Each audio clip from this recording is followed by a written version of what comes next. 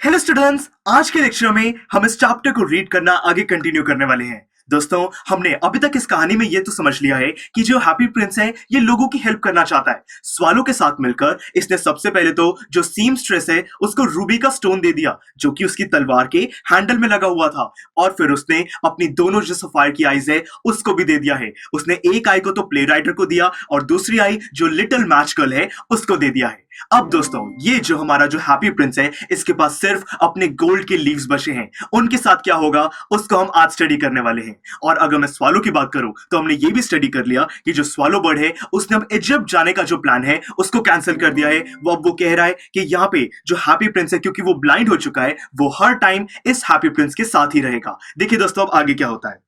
All the next day, he sat on the prince's shoulder and told him stories of what he had seen in strange lands. अब यहाँ पे next day क्या होता है कि पूरा दिन वो जो स्वालो बर्ड है वो उस हैप्पी प्रिंस के कंधे पर ही वो पूरा दिन बैठा हुआ है, और उसको जो भी दिखाई दे रहा है वो बहुत ही आराम से इस हैप्पी प्रिंस को बता रहा है, क्योंकि जो हैप्पी प्रिंस है वो तो ब्लाइंड हो चुका है, उसको कुछ नहीं दिखाई दे रहा।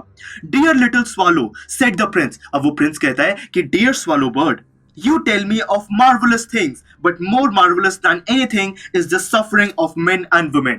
अब यहाँ पे हैप्पी प्रिंस उस बर्ड से कहता है कि तुम तो मुझे जो कुछ भी बता रहे हो वो सब कुछ तो बहुत अच्छा है, बट सबसे अच्छी बात तुम मुझे वो बताओ कि यहाँ पे लोग सफर क्या कर रहे हैं, लोगों को प्रॉब्लम्स क्या आ रही हैं, मुझे वो चीज बताओ कि मैं उनकी हेल्प कर सकूं। यानी कि ये जो भी अच्छाइयां हैं मुझे ये मत बताओ, मुझे लोगों के दुख के बारे में बताओ। अब देखिए आगे क्या होता है। There is no mystery so great as misery. अब यहाँ पे यही जो हैप्पी प्रिंस है ये स्वालो बर्ड से कहता है कि ऐसा कोई भी रहस्य, ऐसी कोई भी मिस्ट्री नहीं है जो कि मिजरी से बड़ी हो। मतलब कि दोस्तों, यहाँ पे ये बेसिकली ये कहना चाहता है कि ऐसी कोई भी अच्छाई का सुनने का कोई फायदा नहीं है अगर हम जो लोगों की सफरिंग है उनको नोटिस ना करें। तो इसलिए जो लोगों की मिजरी है, सफरिंग्स है, उनकी पॉवर्टी है, उसके बारे में मुझे बताओ।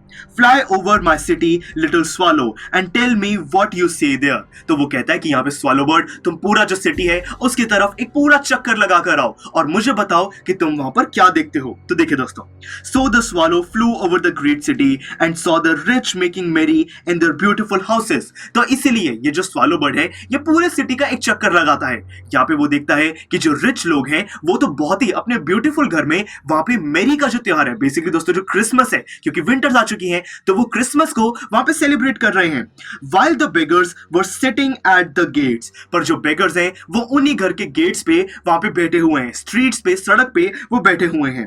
He flew into dark lanes. अब ये जो स्वालो बर्ड है ये पतली पतली गलियों के अंदर जाता है।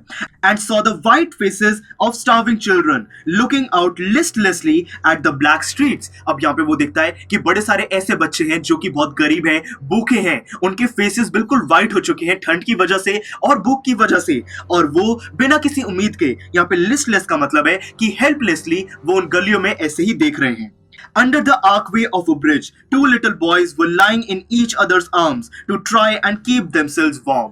अब यहाँ पे कोई ब्रिज है जिसके नीचे वो पैसेज दोस्तों जाता है, तो वो जो आर्कवे है जहाँ पे वो गोलाई होती है कि इसके नीचे आप रह सकते हो, तो वहां पे उस आर्कवे के नीचे कोई दो छोटे बच्चे हैं। उन्होंने एक दूसरे को बहुत ज्यादा अच्छे से पकड़ा हुआ है, हक किया हुआ है कि वो एक दूसरे को गर्म रख सके क्योंकि इतनी ज्यादा ठंड हो चुकी है। How hungry we are, they said. वो दोनों जो बॉयज हैं वो एक दूसरे को कह रहे हैं कि कितनी ज्यादा भूख लगी है। फिर You must not lie here, shouted the watchman, and they wandered out into the rain. अब यहाँ पे एकदम से वहां पे कोई वॉचमैन आता है और वो कहता है कि तुम्हें यहाँ पर नहीं बैठना है, यहाँ से चले जाओ। और वो जो दोनों बच्चे हैं वो डर के वहां से चले जाते हैं, और दोस्तों बारिश हो रही है, वो यहाँ पे ठंड में गीले हो चुके हैं। अब देखिए आगे क्या होता है।